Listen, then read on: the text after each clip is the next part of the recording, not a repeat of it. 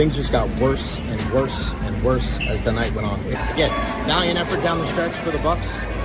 Just too little, too late. Let's go down and let's see what Coach Fletch and the rest of the crew has to say. And as always, go Bulls. So let's head into the locker room right now and see what the guys have to say about that one. Wow. Where do the Buccaneers go from here? What an incredible atmosphere. What a good win for the Tampa Bay Lightning. They snapped a 7-game winning streak. How we feeling, Bucs Nation? It's time to party, baby.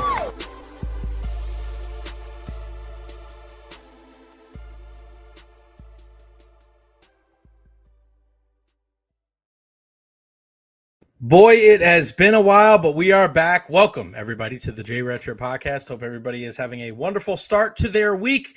Make sure you follow me on all social media platforms, Facebook, YouTube, Twitter, Twitch, TikTok. I am everywhere. And like and subscribe to the channel as well. We could not do this without you. We can't do it, of course, with my friends over here, right here. Honest Hammer Custom Builders, LLC, 813-244-0956. My buddy Russ and my friends over there at Honest Hammer Custom Builders. Scan that QR code right here. Any kind of build that you're looking for some information, you're looking for a guy that can help you out. Russ, my guy over at Honest Hammer, he will help you. Give him a shout. Something that you heard it right here on the Recher podcast. I missed you guys. It has been 18 days. The last show we had, July 10th. We are here and we are back with you. Subscribers continue to rise, so please let everybody know. Your mom, your dad, your brother, your sister, your dentist, your mailman. Let everybody know to subscribe today to the Recher podcast. Every little bit helps. If you guys can help out with the super chat, $1, $2, $5, $10, $15, $20, whatever you guys can do to help via the super chat, that will just be wonders. It will, as far as keeping this thing going. And of course, shout out to all of our valued listeners, Janet Best and DT, David Terry and Dolan and Lady Evil. We love and miss you all. It's been fun. So we'll talk about what my last couple of weeks have been here in a couple of minutes. But big show today. I was at Bucs training camp. I'm still sweating because it was freaking hot as hell out there. I'll give you my takeaways from Bucs training camp here in a couple of minutes. We'll also hear from Todd Bowles. Later on in the program, we'll hear from Vita Vea and Emeka Egbuka. I know Kalijah Cansey also spoke today, but I couldn't stay for that because I had to get back here and get ready for the program today at 12:30. Ian Beckles will join us on the program to give us his 2 cents on the Tristan Wirfs injury, also Hassan Reddick and Shiloh Sanders, and just this time of year, what is it like to be an NFL player? We'll also talk about the Rays at 1 o'clock today. Not so good for our Tampa Bay Rays. 120. I'm going to give you my opinion on Hulk Hogan passing away. I know that was a big story while I was gone. Me being a huge wrestling fan, I have a very interesting take on the entire thing. Obviously, him being a Tampa guy, and I was actually reading a book on the NWO from our pal Mark Ramadi from ESPN. I implore you guys to go out and get that book, but it was just so ironic. I'm reading that book on the flight from New York to North Carolina. We land in Charlotte, and then we see that. It was crazy. It was crazy. I can't tell you how many times things like that happen in my life, where I'm reading something or I'm watching something and I'm like, man, I haven't heard from this person or that person. And boom. I mean, it happened today. My buddy Tom Kraz, I think he was asking me about somebody that I haven't heard about in the last couple of days. And boom, they texted me like instantaneously. Their ears must have been ringing. Also, more from, I mentioned Bucs training camp, and then some of the quick hits from over the weekend, the 3 Lionesses, also Bubba Wallace winning, as well as the Baseball Hall of Fame. I always want to hear from you, and especially on a day like today. If you have any questions, comments, concerns about training camp, get in on the conversation. Here is the link. If you want to join us, you can join us on your phone. You can join us on your laptop. Here is the link, StreamYard.com/IYCRSWYQ8V. All you have to do is take a look at that link in the chat on the side. Click on that link and you can join us via the phone or your laptop. Again, we'll talk all things Buccaneers today. Our guy Ian Beckles will join us at 12:30. Shout out to Benny. Happy birthday to Ronnie Night Train Lane. You got that right. Also, happy birthday to our guy Joe Urso, the man, the myth, the legend. It's just incredible what he's done at the University of Tampa. So a great trip for me. A lot of coaching with our friends at Hit Factory. My role is going to continue to grow with them. So I'll keep you guys abreast of that situation. Recher podcast is not going anywhere, so we'll still be here. But I'm going to do some more coaching during my quote-unquote off time. Not that I have much of it. But looking to get more involved with Hit Factory. I was able to go to Hoover, Alabama for about 5 days. We are a group that doesn't have like a bunch of top-end talent. We're able to make it to the final 16, which was a huge boon for these young men. Then I went to New York. Spent a week there, went camping for 3 or 4 days with the entire family before flying to Charlotte to meet the team for a showcase tournament at Gardner-Webb. If you've never been to Gardner-Webb, it's in the middle of nowhere, but a beautiful campus.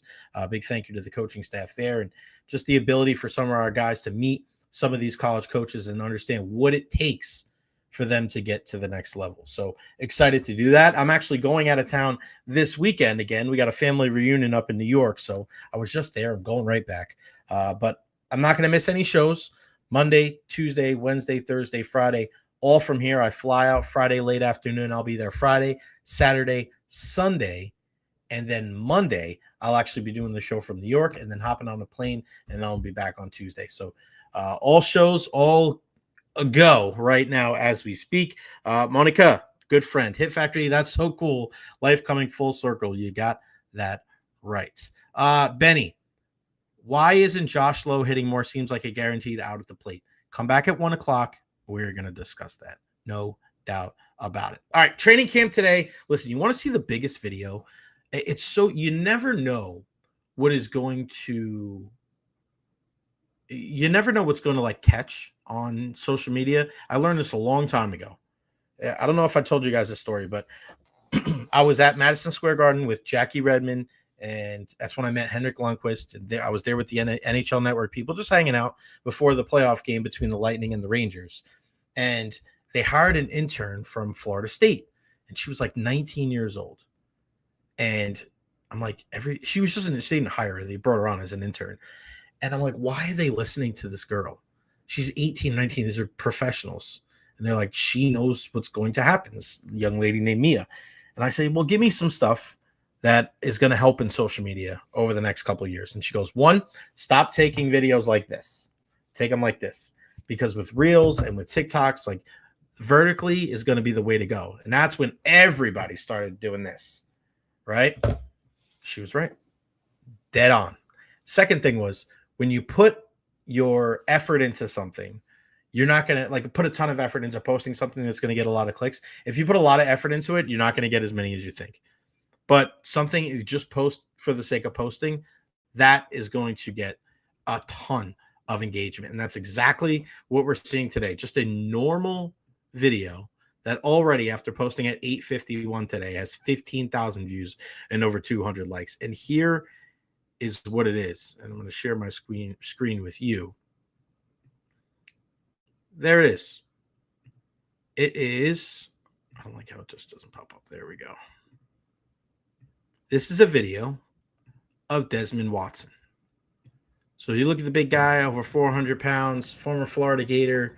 I mean, he's just walking and strolling. And I mentioned in my tweet that this was lap number 4. And that was all he was doing, just walking around that third practice field and walking and walking and walking.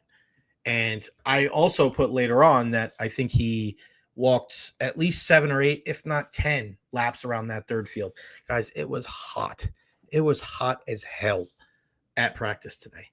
And when you look at Desmond Watson, Desmond Watson.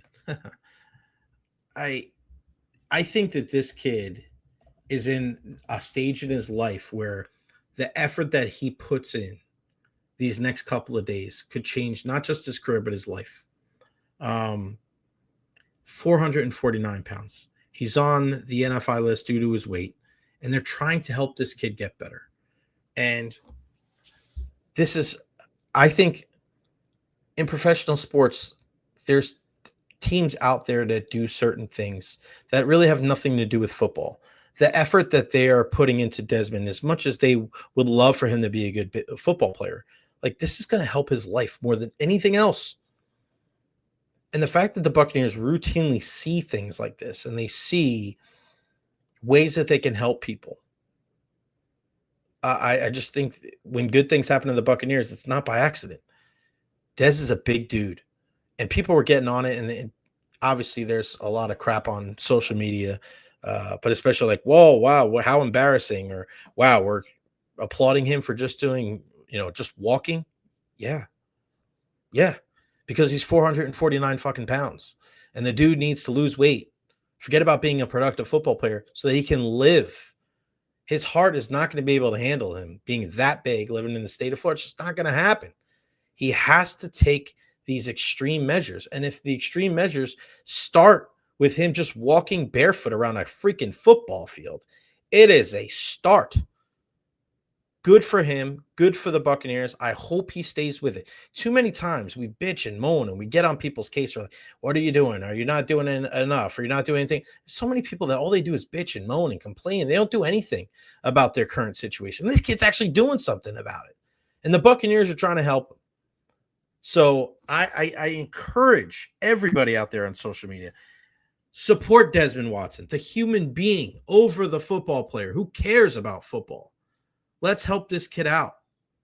And one day, if he can get down the weight and get it down in the mid threes or something, then you get him on a football field. And then you go, okay, this is what you can do to help the Tampa Bay Buccaneers. But that was the first thing I noticed today. Second thing at Bucs training camp that really stood out was the fact that the defense is farther along than the offense. Now, we don't always know what's going on in training camp when it comes to these practices. I know a guy like JJ Watt came out last week and he goes, I can't believe people are keeping score at practice and blah, blah, blah. Like, first off, you're a football player, and the more attention, the better when it comes to the NFL. That's the reason why you have these freaking multi-million-dollar TV contracts that put a whole shit ton of money in your pocket in your career. So if people want to be excited about what's going on in training camp, I don't think that there's anything wrong with that. We have learned over the last couple of years that the results don't necessarily translate to who's making the team and who's going to do well in the regular season. That's fine. But the crap on people because they get excited about training camp is kind of like, it doesn't make much sense from JJ Watt. We learned from the Kyle Trask Baker Mayfield thing. I thought Kyle Trask possibly outplayed Baker Mayfield in training camp a couple of years ago. But it didn't matter because Baker was going to be their guy, and it worked out. When you look at the defense, however, when it comes to these Tampa Bay Buccaneers, they're just different. They're different than they were last year. And with me being there on day 5 today, it was my first day, a fresh set of eyes on something that my colleagues have seen for the last couple of days. But just watching that starting 11 today, watching those guys that are probably going to be that starting 11 week 1 against the Atlanta Falcons, it just has a different feel about it. Vita Vea and Kalijah Kancey just look different. They look better because they have a proven pass rusher on one side in Hassan Reddick and a guy that's growing into one in Yaya Diaby. I haven't seen Vita Vea have that type of, and I'm not saying he's not a confident guy, but I just haven't seen him a part of a line like that since the team that won the Super Bowl. When Vita was there with Ndamukong Suh and you had JPP on one side and Shaq Barrett on the other side, it was just different. It wasn't that Vita had to do it by himself. You know the look I'm talking about. It's the look that Gerald McCoy had on his face the entire time he was with the Tampa Bay Buccaneers. Whether you think Gerald is overrated or underrated or soft or any of that stuff, we can't argue that he didn't have a ton of help when it came to the other pass rushers on his team, right? But when it comes to Vita Vea, he, at times through his tenure, he's had that same type of thing where he was leading the team in sacks. You don't have to look further than last year. But now you have guys that can help him on that defensive line. Man, that can be a scary, scary sight for opposing offenses in the National Football League. Then you look at the next level. You look at what Servassier Dennis. You can look at what a guy like Levante David. And then you start looking in the secondary. Jacob Parrish is out there a ton. He's going to be their guy in that nickel position. Jamel Dean on one side, Zion McCollum on the other side. Antoine Winfield Jr. looks good. And the one guy that stood out to me today defensively, the guy that if he really takes his game to the next level, that can set not only this defense off as a whole, but also his tandem, his tag team partner there at the safety position, Antoine Winfield Jr. I'm talking about Tyke Smith. Tyke Smith with a really smooth interception today. It was just one-on-one drills with, I think it was Tanner Tolla going out for a pass, and he just jumped the route and picked off Baker Mayfield, and it drew a lot of oohs and ahs, but just a quick one. Ooh. Like we knew that, it's just a one-on-one. He jumped the route, but there was just something about it that excited you as a Tampa Bay Buccaneers supporter, as a fan, because Tyke Smith in year 2 in this Tampa Bay Buccaneer defense really needs to prove that he's worth the draft pick that, they used on him last season. Also, with him at that safety position, and I had this conversation with Greg Allman today from Fox Sports, it allows Antoine Winfield Jr. to be a little bit more free and not have to worry about what everybody else is doing. You guys know I'm a big Manchester United fan here. One of their best players, their captain, Bruno Fernandes. One of the things you hear from Ruben Amorim, the coach from Man U, a lot is Bruno needs to just focus on taking care of himself because he tries so hard. He runs. He just gets frustrated because he's looking around. You have to do this, and you have to do this, and you have to do this, and you have to do this. And it takes away from what Bruno does well, and that's kind of sitting back, being on the ball, and being able to kind of pick out passes all over the field. Well, it's the same thing, I think, in certain positions on the football field, where whether you're a linebacker, you're a safety, and you're kind of looking around, you got to be here, and you're kind of overcompensating for what everybody else is doing. Now, if you have other guys that know exactly where they're supposed to be, you have Savasi Dennis that can, help you out in pass coverage. You have Levante David, and you have 2 veterans on the outside. Well, veterans, I say that. Zion McCollum and Jamel Dean. Antoine Winfield Jr. can just be Antoine Winfield Jr. That is a scary, scary sight. Again, for opposing offenses in the National Football League. And there was a couple of times today where the offense just looked so out of sync and it just didn't look smooth at all. And there was one point where Baker Mayfield got ran into, which is not something that you want to see at this time of year, but it's just because the pass rush and the pressure that this defense was able to get on that Buccaneer offense, it excited you because you want to see that. Sometimes certain days, the offense wins, the defense wins. We're not privy to exactly what these guys are going to work during that day, right? But what you didn't see much the last couple of years is you didn't see a lot of, all right, 4-4 or 4-5, right? With the 4 down linemen on the defensive side, pretty much and 5 offense. You didn't see a lot of, wow, the offense really couldn't do anything right there because the pass rush was getting to the quarterback. We just didn't see that. And today we saw it on multiple occasions. And that excites you as a Buccaneer fan. And you're starting to see that defense, guys running around. One guy showing that he's going to blitz them back. Think about how much better this Todd Bowles defense is going to be when he can just rush the passer with 4. And then he can let Todd do his thing. I really want you guys to be able to go back, if you haven't checked it out, on the Tampa Bay Buccaneers social media. There was a Todd Bowles and Tony Dungy on the whiteboard and just talking about defense and all the things that the Bucs have been doing on social media last couple of weeks to celebrate their 50th year have been just unbelievable. So damn good. The Baker and Rondé discussion, the Mike Evans and Derek Brooks discussion, this discussion with Todd Bowles and Tony Dungy, all of the Buccaneers players kind of sitting around the round table there with Tony Mayberry and Richard Batman Wood and Tristan Wirfs and Levante David and Rondé Barr. I love that. The Buccaneers are doing such a fantastic job of really highlighting the great things about their history. I can't say enough great things about it. But you saw the genius of Todd Bowles in that video with Tony Dungy on the whiteboard, understanding what Patrick Mahomes and Travis Kelce and Tyreek Hill were going to do in that Super Bowl 5 years ago. And the way that he was able to kind of take away what they did best, what they learned from the regular season. It's a masterclass. A masterclass. And now you think about if that defense, this one that we see here, can be just a fraction of what we saw in 2020, watch out. Watch out, because we know what the offense can do. And looking at what Josh Grizzard was doing today as far as some of that pre-snap motion with Bucky Irving and Emeka Egbuka, it makes you feel good. It's like 2 heavyweights going at it in training camp. Now, a little weaker on the left side, obviously, with Tristan Wirfs not being in there and Heck being in there. But how much of that is him being in there and the defense actually being better, right? Also, Emeka Egbuka, Emeka Egbuka is wide receiver 3. That's it. He may not be wide receiver 3 in the eyes of the Buccaneers, but he is the third best receiver on this team, no doubt. He's better than Jalen McMillan. Sorry. I know Jalen had a couple of drops. Was it yesterday, the day before? Emeka just looked. Mike didn't look like this in training camp. Chris did. It's just different. It's different. Guys look different when they're wise beyond their years. Graham Barton had his struggles last year. Kalijah Kancey was banged up. Vita Vea, right? Wasn't Emeka Egbuka looks more like a guy, and you say it a lot with like Chris Godwin, but he just no wasted motion, no waste steps. He's fantastic when it comes to running routes. He's tough. He knows exactly what to do when he gets the football.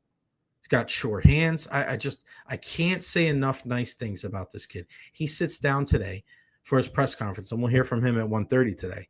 And just makes the joke, chilly out here. Chilly out here. Yeah, chilly my ass, buddy.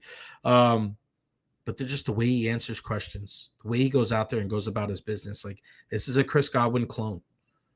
This is why you go out and you draft a wide receiver when it's not technically a need, because it's not just a receiver. It's that receiver. It's that guy right there. I loved it. Loved it. Can't wait to see what else that kid does. And then also, Shiloh Sanders signing autographs at the end. He was one of the guys that was there to the very end. He's one of the most popular people when it comes to the Tampa Bay Buccaneers already. One of the most popular players. And we'll see if he carves himself out a spot on this Tampa Bay Buccaneers team. I hope he finds a way, because he's really assimilated himself well to the Tampa Bay Buccaneers and also kind of the Tampa Bay area.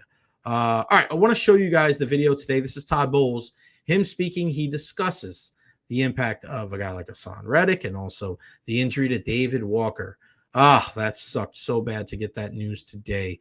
David Walker, 4th-round pick from the Buccaneers, tore his ACL. He is out for the year. Now, Todd Bowles speaks about that, and he also, about some of the other guys that he has, because I think you still have some depth there, but you were hoping you were going to see him be one of those guys to push those first 3 or 4 pass rushers. Here is what Coach Todd Bowles had to say earlier today after practice at training camp over at One Buccaneer Place at the Avon Health Training Center. You guys that twist their hands with the game calls. What's your reports of David Walker, summer torn ACL, he's out for the season?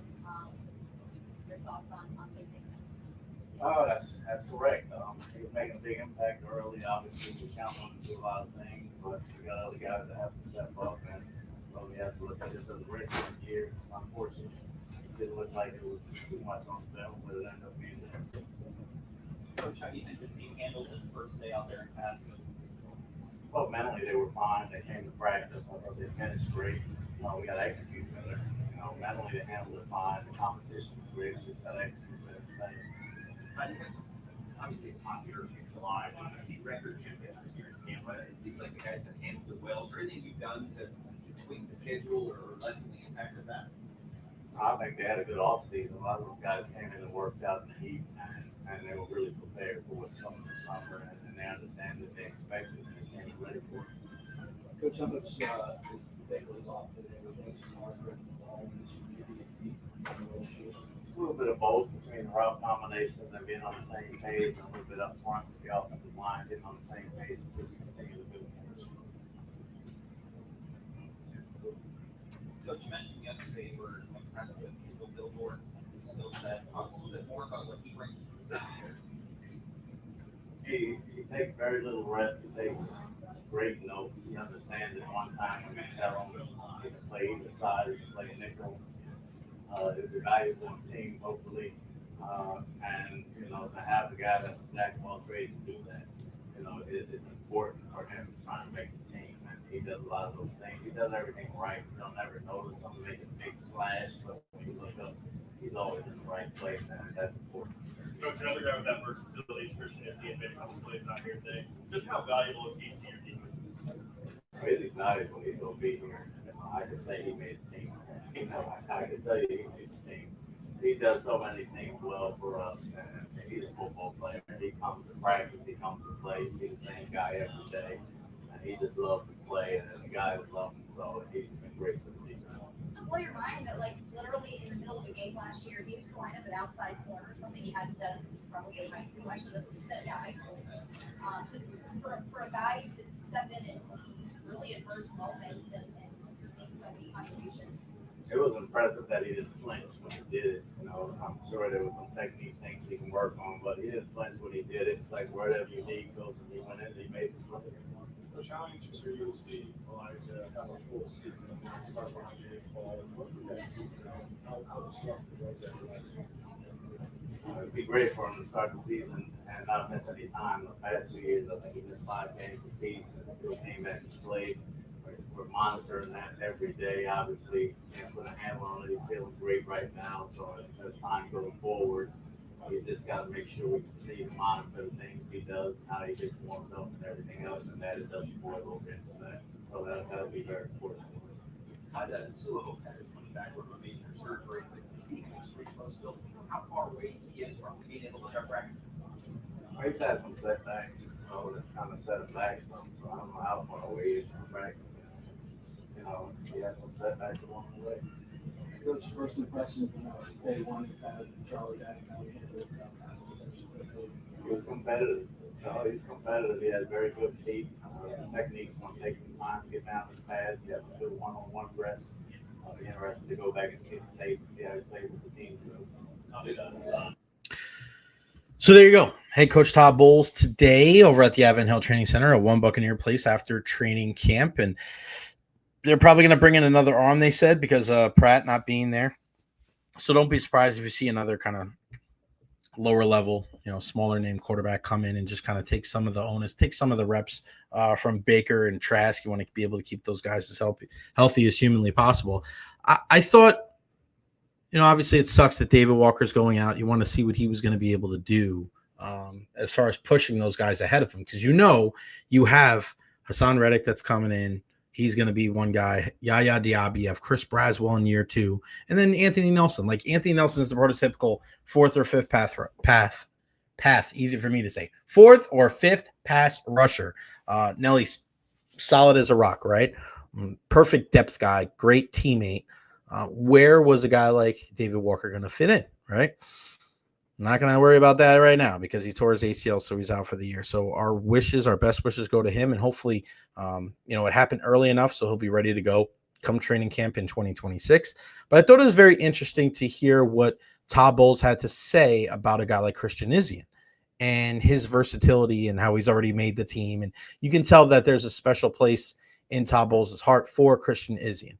And you have to wonder if he's, sees a little bit of himself in Chris. I've always been a fan of Christian Izien, undrafted rookie that can just do a little bit of everything for this Buccaneers team. You heard Jenna Lane from ESPN say, him lining up an outside corner is not something he did for years, and the way he was able to go and just help out the Bucs. That upset, that next man up mentality is something that every team has. Now, I love versatility, but I think the guys at the top of your depth chart are the ones that kind of need to be locked in place. And the versatile guys are the guys that need to be the middle and the bottom of your depth chart. And this is, I always try to take one sport or one team and connect it to another sport and another team. I think that's part of the problem with the Rays. I think the Rays do too much mixing and matching with their top guys. And I don't think that's good. I mean, you look at the Buccaneers as much as you want the guys that are going to interchange, like RB1 is Bucky Irving. Wide receiver 1 and 2 is Mike Evans and Chris Godwin. Your defensive line is Vita Vea, Kalijah Kancey, and your top 2 pass rushers are going to be Yaya Diaby and Hassan Reddick. Your versatility has to be in the middle towards the bottom of your depth chart, not the guys at the top. That familiarity is what is going to give you success and what's going to help you when you're riding the highs of the highs and the lows of the lows. That's a big reason, in my opinion, why the Rays struggle to get out of their slumps. They struggle to get out of their slumps because they don't have something that they can kind of rely on. What's your identity if you're the Tampa Bay Rays? It can't be versatility. It's got to be pitching and defense, right? Is it pitching and defense this year? Not so much. For the Buccaneers, the last couple of years, offensive line, running the football. We've seen that last year really take its, rightful place at the forefront of their identity. And it's going to be tough this year without Tristan Wirfs. We'll see how they're able to stem that tide until he comes back. All right, let's bring him in. I haven't talked to him in a while. And of course, our show is always a whole hell of a lot better when he joins us. It is the one and only Ian Beckles on the program, WDAE's 50th greatest Buccaneer of all time, number 62 in your program, number 50 according to WDAE, number 1 in your hearts. The beard is trimmed down a little bit, my friend. Well, you look like a young buck from Indiana. What's going on? Yeah, well, I don't know what you got that from, but yeah, it's cool. I was on the Pat and Aaron show last week, as I normally do on Thursday mornings, and they were congratulating me, and I said thank you, but the only reason why you guys put me on it is because I'm on your show. But but it's all good though. I'll take some accolades. I like me an accolade. Hey, you know what's funny that you said that? So my brother, we're up in New York and we were camping, and my brother comes up to me. He goes, "Hey, let me ask you a question." I go, "What?" He goes, "So did Pat and Aaron put Ian number 50 because that's their boy?" And I'm like, "Probably." And I was like, and he goes, and Ian doesn't have any problem with that, does he? I'm like, "Hell no." It's like, it's all love. And my brother was like, I figured that. It was funny. Well, Jay, you know my motto. Spell my name right. Spell my name right. Mm-hmm. Spell my name right. All right, let's get right into it. Tristan Wirfs out, obviously tears. Dealing with he's had to deal with Charlie Heck today. I don't know if it was a combination of him being in there or the defensive line just being better. What's your biggest concerns? Not in the regular season. We'll get to that in a second. But what's your biggest concern about the Buccaneers in the preseason, in training camp, with Tristan Wirfs not being in there? Biggest concern. You used to have strengths. Now you got to figure out what your strengths are. Okay, Your strength was you can depend on that left tackle to eliminate whoever the right end is. Okay, you have that. Tristan Wirfs is a above average running tackle in the run game. We don't know what we have right now, so now you got to go into it and say, what does Heck do well? What does he not do well? Can he do this? Can he do what Tristan did? So when I came out, they brought another guard in. A lot of times that guard, his strengths aren't the same as my strengths. And it doesn't, they may run the ball better with Heck. We don't know that. It's a possibility. Yeah. I wouldn't bet my money on it, but it's a possibility. They may say, we're going to be a running football team. We're going to run the football and run the ball like the Lions, and they may get more yards. I don't know. But for me, you can't lose Tristan Wirfs, brother. I don't like the equation at all. If they, for some reason, have some other injury, then all of a sudden you're diluting everything up and down, and it's just not a great way to start. Yeah, and again, I don't know if it was the defense or him not being in there, but the defense, I said this before, and I'll ask you this too. I feel like Vita Vea had this look on his face when he didn't have JPP, when he didn't have Shaq Barrett, like he had to do so much, and the weight of the world was on his shoulders a little bit. And of course, you got to be able to take care of where you're taking care of. But listen, if your guy in the middle is leading your team in sacks, that unless he's Aaron Donald, you're looking at your guys on the outside like, bro, come on, you got to be better.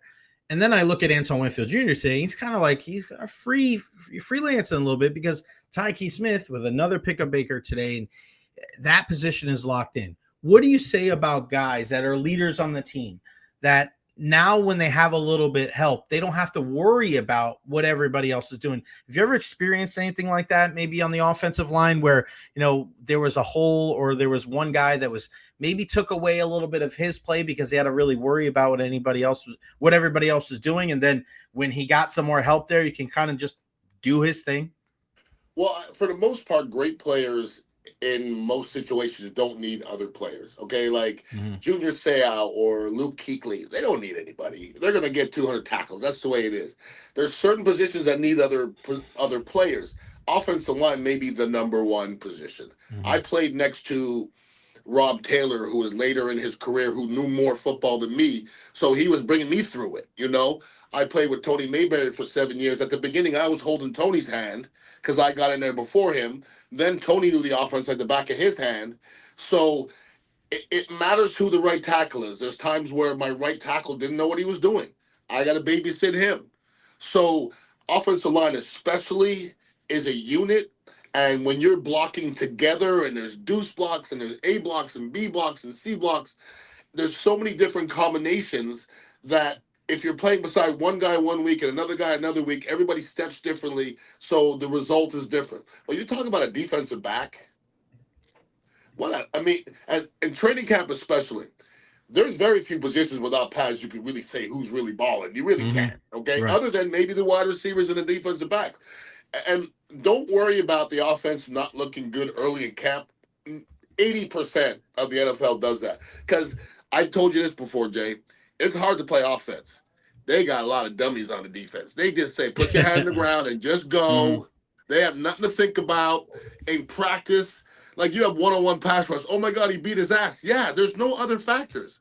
The tackle can't come down. The center can't slide. We can't run the ball. You're just saying, you who are taller and lankier and longer, you get to that 5 yards back.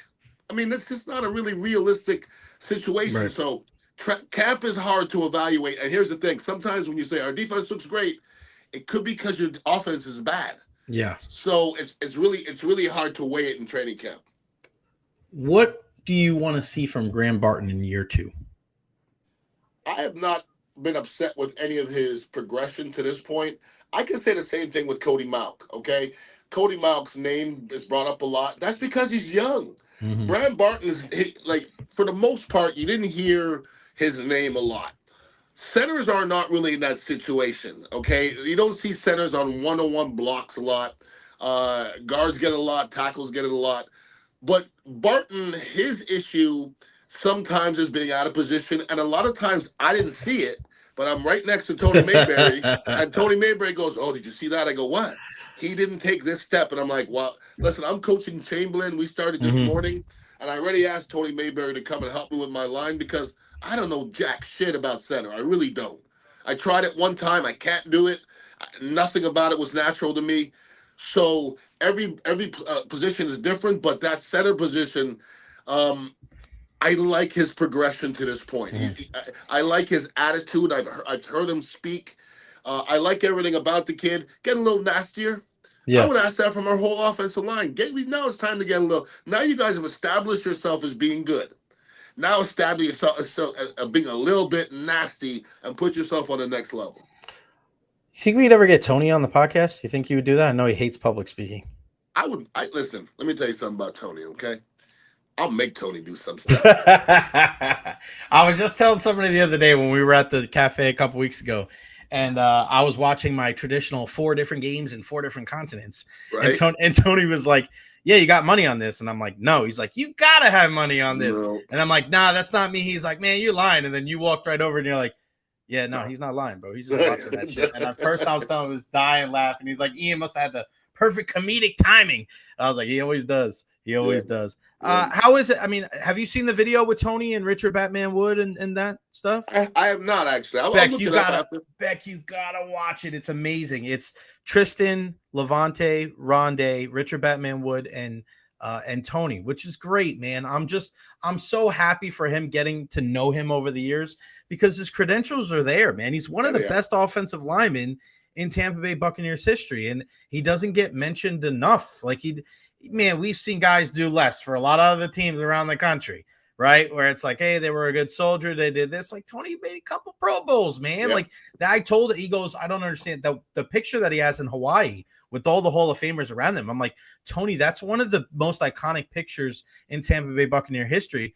And I'm not saying this to be a dick because like you're not in a lot of those pictures. That you have earned that right to be able to do that. It's good to hear that he gets more involved. And in this year where we celebrate the 50 years of the Tampa Bay Buccaneers, I mean, it is nice to see Tony get his flowers.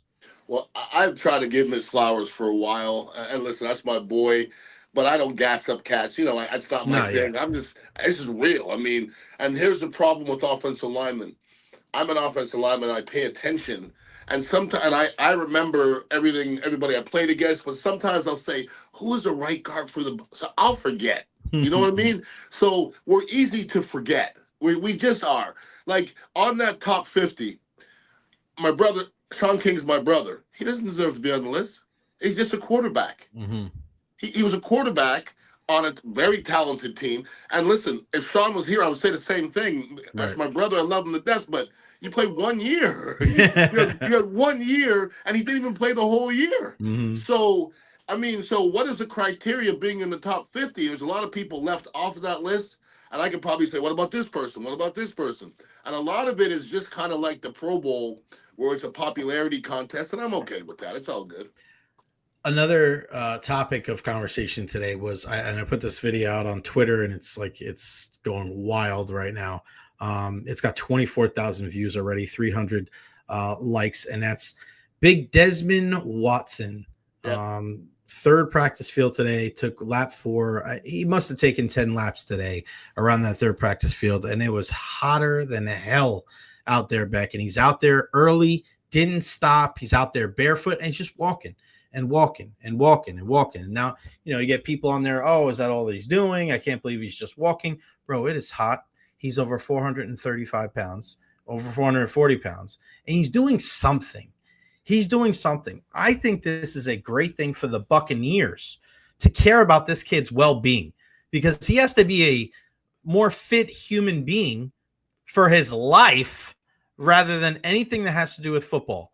And the fact that the Bucs still have him around, I think it shows you a lot about where this organization is. And I think that's part of the reason why good things happen to this organization. What do you make of the whole Desmond Watson situation? I know a lot of people are talking, oh, is he going to make the 53? He's not making the 53. That question is just, it's useless to have. But just your thoughts on him still being around and him doing things like today, where in the middle of everybody, he's not stopping. He just continuously is walking around that third practice field barefoot at over 440 pounds. Well, he doesn't have a choice, Jay. He doesn't have a choice. And Well, he does. He does have a choice. He could just not do it and then just, fade away into obscurity, right? Yeah, okay. But if you want to continue to play football, you got to do what they say. And I would have to disagree with you. It ain't got nothing to do with his well-being. They don't care about his well-being because no, absolutely not. I mean, they want him to be a member of the football team. Don't get me wrong, but yeah, but there's also a byproduct of him being a more healthy human being. No, they don't care about him as a human being. They don't. They gave him a number. They said be this number, and you ain't this number, then you can't go. Because you know why you're not that number? Because you didn't work hard enough. That's it. There's no other way around it. And somebody said, Ian, lose 20 pounds by next week. On everything, I'll lose 20 pounds by next week because I'm going to go full out and do it. They gave him a whole offseason to lose weight. Stop eating all that shit, and you got to work. That's it. He's not good enough shape. Anytime. Personally, I just think he's soft, and he's almost like a circus freak. And how many guys have made it in the NFL that didn't have good film in college? I don't get it. It's a great story, but I really think it's too much ink for him. He just looks like a big teddy bear, and he's not out there getting better. It's not even a great story for me, to be honest with you. I thought you would be all over this story, that the Buccaneers be behind this kid. They were trying to help him out, getting underweight. You'll be a fan of this story if it works out? Can I ask you that? If it works out, that means that he did enough to show that he could be part of the team. But the things that I'm hearing people he's going to say he's going to do, he's not. Oh, he's going to be the tush-push stuffer. No, he's not. You don't want him out there standing straight up in the air. The downfall of him, they say he plays too high. So what the hell are you going to do with the tush-push? They're going to dig you right the hell out of there. And you're not going to take him off the bench and put him on the field for one play to get dug out of there. So what other, role can a 440-pound kid who can't move? I'll play against 440 slow all day. Oh, I'll come out of retirement and play against his fat ass. There's no way he can play in the league. They'll kill him. And he's not nearly good enough shape? No way. And he's just missing time right now. The time he would have on that football field is quality time. And to not have film every time they put that film on at night, you have none of your film. Boy, you're way behind the 8 ball, considerably. So you don't think he's going to ever suit up for the Buccaneers for a game? He might. I don't expect much of him. I personally think the Bucs already probably have a plan for him. It's either they're just going to – listen, I saw somebody once, and I think it was William Howard was our fullback my rookie year, and he came in 20 pounds overweight. And Ray Perkins said, get it under 10. You don't sit on my field. You're not going to step on my field till you lose that 20 pounds. and he lost to 20 pounds in 9 days, I believe it was, and then they cut him. So I don't know what the plan. Like if you come in and the kid's overweight and you cut him and he goes somewhere else and he plays well, you look stupid. So they're just kind of holding on to him now, seeing what's going on, see if he wants it. And he has to prove to them that he wants it, but he had the whole off season to do it. He didn't get it done, unfortunately for him. Are you offended about Desmond Watson? Am I offended? I just don't get it. You don't get it. So offended is probably too strong. And like, there's certain things, and I talked to obviously being a baseball coach again. Mm-hmm. You hear former pros get upset about certain things because what they'll do is they'll turn to me and they go, "Jay, you don't know how hard it was to get to that level and to stay at that level for people to, badmouth baseball or guys throwing strikes or guys being able to hit. It's so freaking hard." Mookie Betts was just on a podcast a couple of weeks ago. He goes, "I go days where I don't hit it, and I do this shit every single day." So when people make light of hitting a fastball or I can't believe this guy can't hit, he goes, "It drives me crazy." And I wonder if a guy like Desmond Watson and his inability to get his weight down and keep his weight down, if that doesn't, irk former NFL players because he's getting an opportunity when he hasn't proven that he's willing to do whatever it takes to keep that weight or get that weight down and keep the weight down. Well, I'm gonna change my answer a little bit. I'm a little bit offended because I came out as a 5th rounder, 6'1", 295. Nobody talked about me. I started my whole rookie season. Nobody talked about me. This guy, we talked about him every freaking week, and he hasn't done anything. It's just because he's 400 and something pounds, we're going to keep on talking about this guy? Like, to me, I know what I had to go through to get to a training camp. He didn't do it. He didn't do it. If I say, is Desmond Watson a dog? Nobody on Florida is going to say he's a dog. He's not. So I don't know how it's going to work in the NFL. I just don't think it's going to work. No way. I can't wait to see how it turns out. I hope for the kid that he proves everybody wrong. But like you always say all the time, if you have to bet your house on it, do you think it's going to work? I don't think anybody out there could. Other news in the NFL looking like, let's see, what was the other? Oh, no, I want to ask you about the pass rush. We heard earlier today, David Walker, the 4th round pick, out for the season. People were happier about the depth of the pass rush, but I'm thinking today, and everybody's like, "Oh, you're worried about the depth." So people online saying, "Go out and trade for Trey Hendrickson." Like, where did a 4th round pass rusher really fit into your plans this season? Anyway, with Hassan Reddick and Yaya Diaby and all these different things, what do you make of the David Walker situation? How harmful do you think it's going to be to the Tampa Bay Buccaneers depth? You say where did he fit in or what? He didn't. He didn't. Not right away. No. And they didn't pencil him in. When they were talking about in the offseason, they didn't pencil him in as being the key anything, okay? If he contributes, that's fine. But as a 5th rounder, Tony Mayberry is a 4th rounder. If you get a start in the 2nd year from a 4th and 5th rounder, you're doing pretty darn good, okay? Yeah. So they're not expecting that from him. Sometimes, Jay, this is the best thing that could possibly happen to an athlete in a weird way. Now he sits for a whole year. He watches film. He learns. He lifts weights. He understands what people do to be successful. And next year when he comes back, sometimes it's the best thing you could possibly do is to sit down he's going to sit down for a whole year and learn and come back and be a little bigger, a little stronger, a little wiser. And his rookie year is going to be like his 2nd year. And sometimes that's the best thing that could happen. Plus, he gets paid. He gets paid the same amount of money. So life is not that bad for him right now. No doubt. Kalijah and Vita Vea going forward this year. I mean, I look at, and I mentioned before, Vita Vea finally getting some help on the outside. And I just feel like this is a big year for a guy like Kalijah because there's, guys on this team, guys on every team, right? Kalijah and Yaya. Everybody's telling me like how good they can be or what their ceiling is. Like, what is Kalijah and Yaya Diaby to you right now? And do you think that they need to prove a little bit more in this season coming up? I don't think we had anybody on our front line that doesn't need to prove more defensively. Everybody that we had last year needs to prove more. Vita Vea has times, and you see it, Jay, he looks unblockable, okay? That means you have it in you. You need to see it more, okay? We need to see it more. I'm not complaining for a 350-pound guy to have as many sacks as he has. I'm not.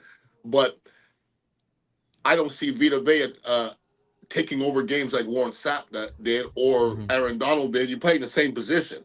And there's times where I go, Jesus, I don't know how I would have blocked him in that situation, but we need to see it more often. And Kalijah Kancey, I don't think he is where I have him rated below other people because people have him rated very, very high. I had this discussion with Pat Donovan the other day on Pat and Aaron, and he said, Kalijah Kancey's a very good defensive tackle. And I said, nope. He goes, what do you mean? I said, nope. Not if you compare him to a very good defensive tackle. He's just a third-year defensive tackle who makes plays. But when you watch the plays he doesn't make and you compare him to a very good defensive tackle, it's not the same. Like, I played against very good defensive tackles, and they're always in position, and they're always around the ball. Kalijah Kancey's not that yet. There's certain players that got accolades throughout the years, but when you get to, if somebody plays 5, 6, 8 years at a level, and you keep on bringing their name up, but that's not the case with Kalijah Kancey yet. I think his ceiling is relatively high if he becomes more of a student of the game.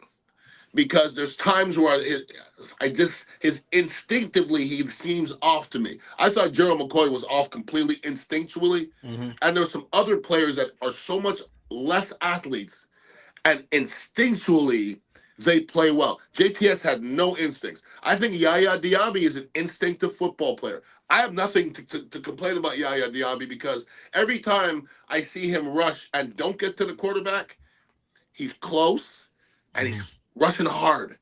Like, to me, that's going to turn into sacks. Not like JTS, who when he doesn't hit the quarterback, which was never, he's 6 yards from the quarterback when he's throwing the ball. You don't see that with Yaya Diaby. He's a stronger, more physical guy. And I see him wearing out the offenses where JTS was wearing out the hash marks. I'm not sure. So Yaya Diaby this year with Hassan Reddick, what's the biggest difference in how Yaya will have it? Like, let's say Yaya gets 12 sacks this year. Is that more due to his elevation in his game? Or is it due to Kalijah being a little bit better, the presence of Hassan Reddick and some of the guys around him? I think it's his game. I think that's an overrated saying, well, this guy's going to help this guy. Like, we don't have anybody else that's that good that we have to game plan for. Even Reddick, I don't see him being that guy where the offense is going to go, well, we have to watch for this guy and let's put the back over there. I don't see him being that guy. I hope he is, okay? And he's been that guy in the past. It was a couple years ago.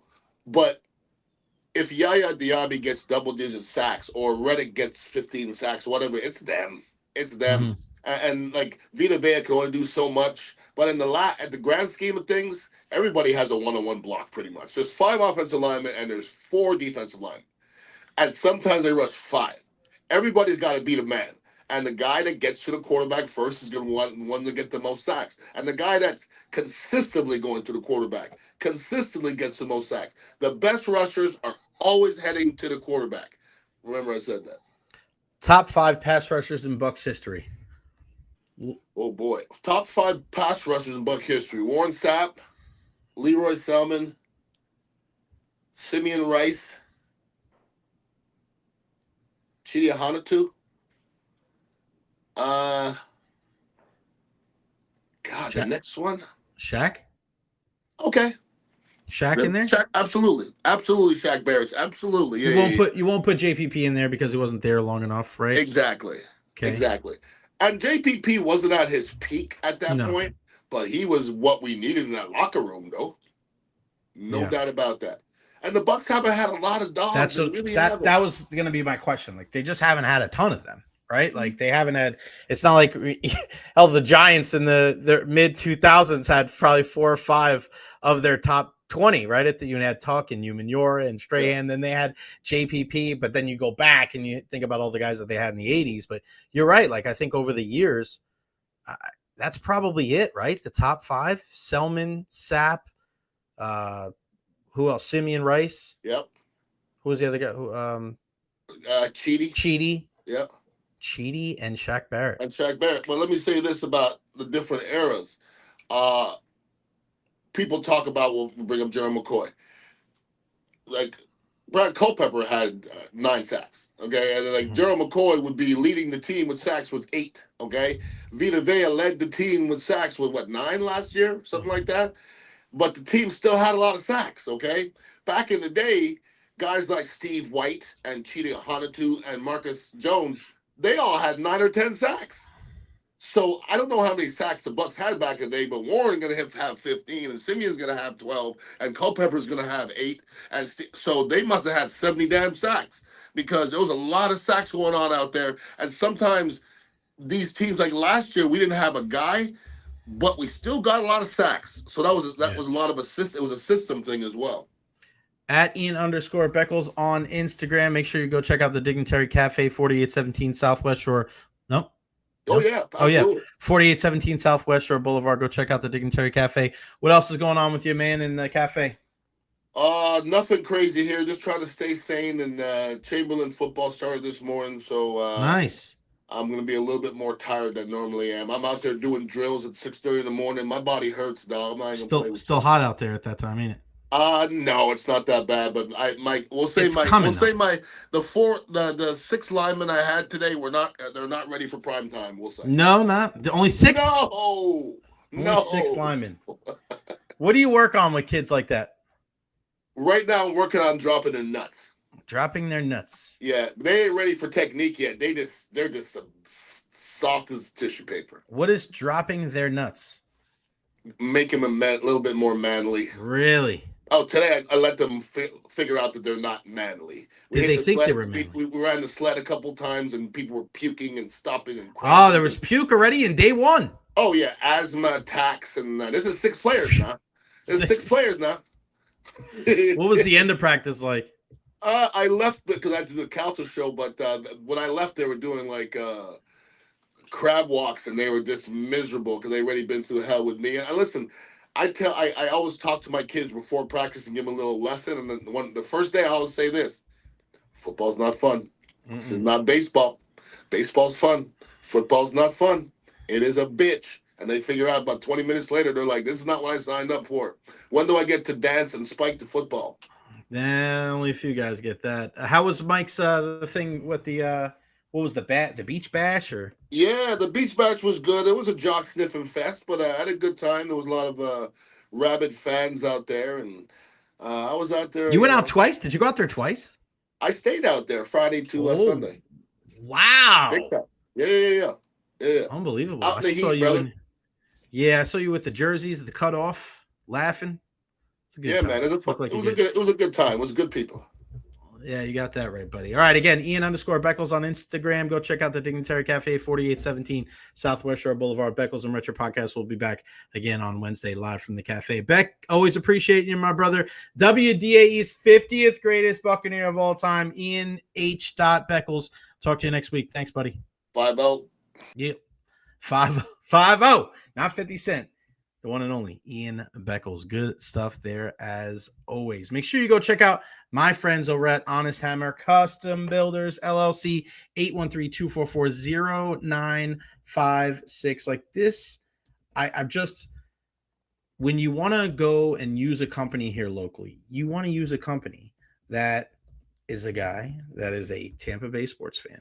And yeah, man, like this is a guy that when you're trying to give back to our community and trying to support some of our local businesses, this is what you do. So go check them out. Honest Hammer, scan that QR code right there. Give them a shout, 813-244-0956. A longtime listener of us over on 95.3 WDAE and AM 620, and then also our big-time supporter right here on the J Recher podcast. Go check him out. Tell them that you heard it right here on the podcast. They got everything for you. Residential, commercial. You're looking to remodel your bathroom. You're looking for something commercially done. Give them a shout again. 813-244-0956. Tell them that you heard it right here on the J Recher podcast. He's been waiting a while. Our good pal Robert Cochran chiming in from OKC. What's going on, brother? How are you? Just getting ready for football season to start ramping back up, and shoot, basketball's right around the corner too. You got that right, buddy. What do you got for me today, Robert? I just wanted to say welcome back, man. And you notice how again what I know I pointed it out on Twitter, but once again you go on vacation and all of a sudden the race gets old. It's crazy how that happens, right? Never a dull moment, brother. But yeah, Unbelievable. me and my fiance are getting ready to close on the house later this week. Nice. And then here in October, going down to Denton from OKC to watch those USF Bulls play. Nice. Oh, that'll be good. So who are they playing in that game? UNT. Tulsa? Oh, North Texas. Yeah, down in Denton, Sweet. Texas. Oh my gosh. We're gonna go down there, make a weekend of it. So the game's Friday, then we'll continue down to like the Houston area for she's a big Keith Urban fan, and he's playing a concert down there in Houston. So, but Nice. this will be her first USF game, and I'm like, hold on to your hold on to your hats. It's gonna be Yeah. crazy. John Cougar, John Deere, John 316.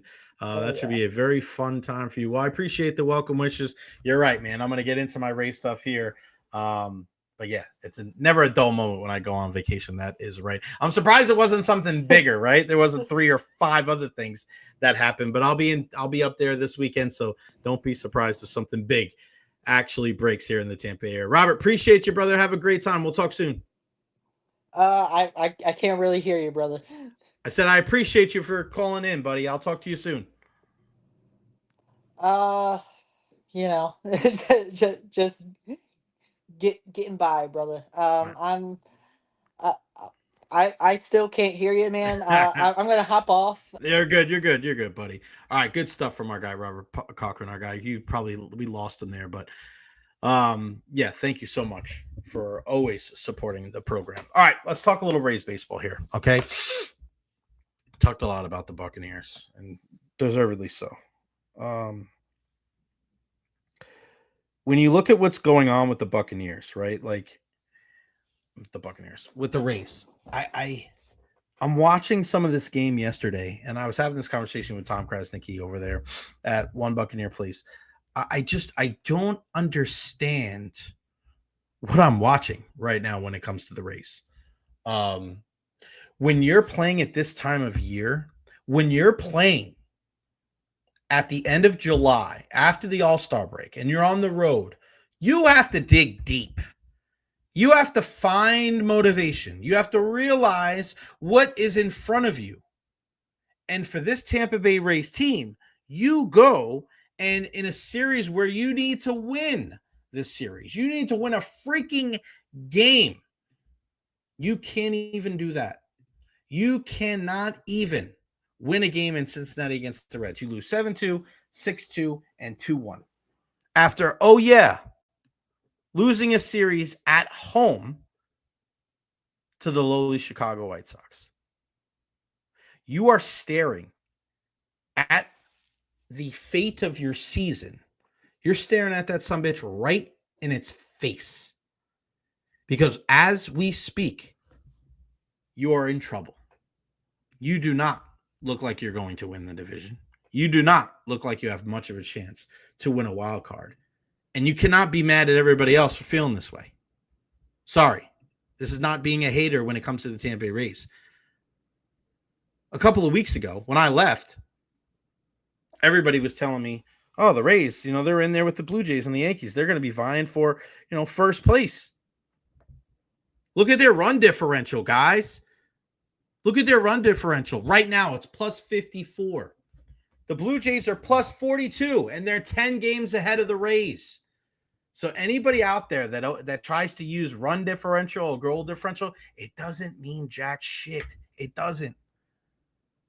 It's funny how nobody's bringing that up now. Last year when it was convenient, everybody wanted to bring it up. It doesn't mean anything. Yankees are a plus 95. They're still 5.5 games behind the Blue Jays. The Rays have lost 4 in a row.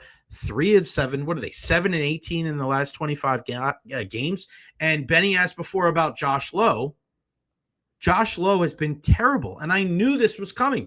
If you listen to the show, I told you before it happened, this was coming for Josh Lowe. If you are going up there and you're swinging the bat and you're letting go with your top hand, and it's funny because we have a guy on our team, on our 17-year-old team, is doing it. And he's had some success the last couple of games. Because what you're doing is, instead of trusting your swing and going all the way through and making contact, and then after the ball's gone, releasing with that top hand, right, to get that big finish. And we see that with certain players. When you're a guy that's letting your top hand go early, or your bottom hand, or your top hand go early, because it's a left-handed batter. When you let your top hand go early because you're scared of striking out, you are petrified to strike out. That's exactly what that is, because you can't get the bat through the zone quick enough. You are not seeing the ball. You're not trusting your eyes. You're getting to right here, and you're just going, I got to make contact. I'm skipping a step, and I'm doing this.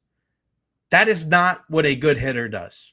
I saw that coming. I told you it was coming, and now look at it. In his last 31 at-bats, this guy is 5 for 31 as a one double. One double. No triples, no home runs, 5 RBIs, 2 walks, and 9 punch-outs. What has happened with Josh Lowe? And,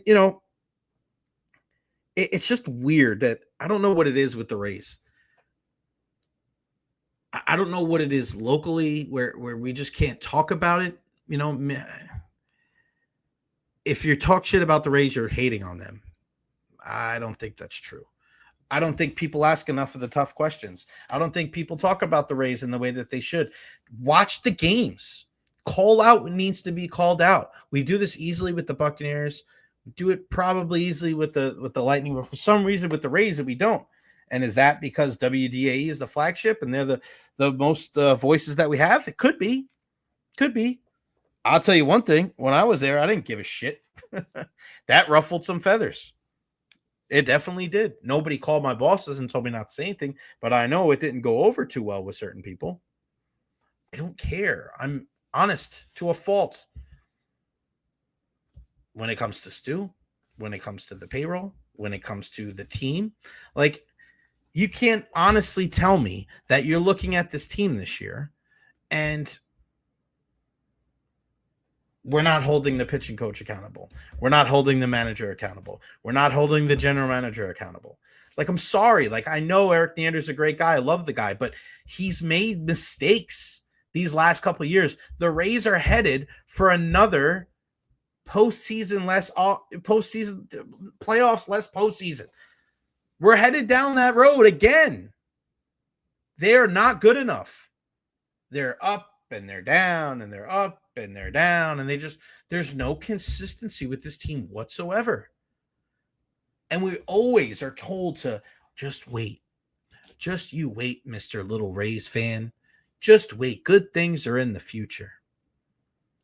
I've been waiting all season long for Ha-Seong Kim.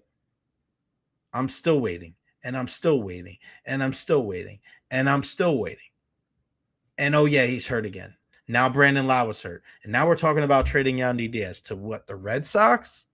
Now Yandy's playing with that. Well, now we want to get rid of him?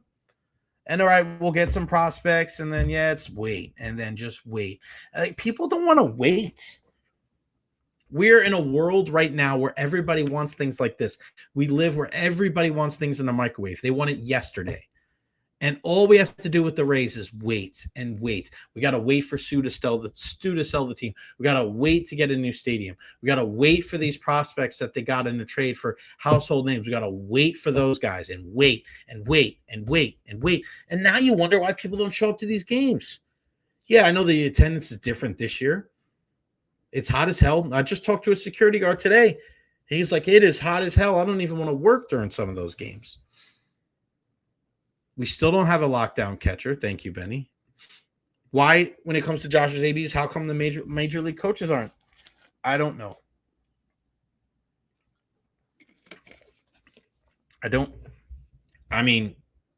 One, he could be injured, right?